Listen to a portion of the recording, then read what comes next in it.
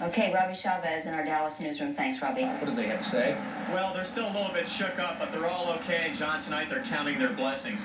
We're just off Central Expressway, a little bit north of Lover's Lane, where this past weekend, an outing to a professional soccer game turned into a nightmare.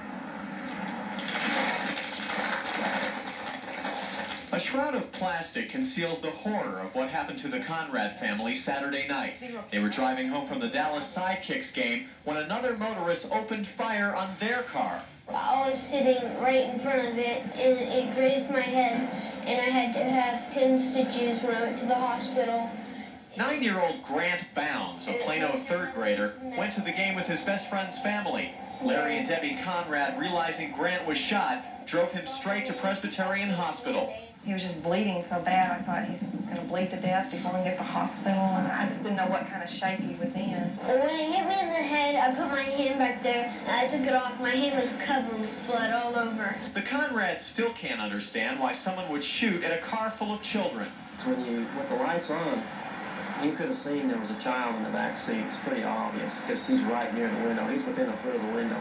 So they knew what they were shooting at. It wasn't a dog, it wasn't a gang member or something like that. I was horrified. 9-year-old Zach Conrad was in the car when his best friend was shot. I don't want to get shot at again, but I still want to go to Six Flags.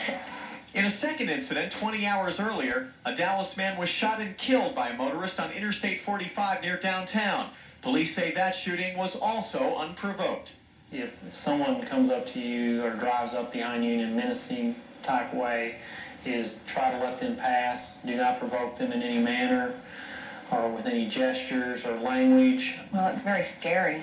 I mean, it makes you not want to do it again. It makes you not want to travel downtown. It could have been worse, or I could have got, the bullet could have went in my brain, damaged my brain a lot, and I could have gotten killed.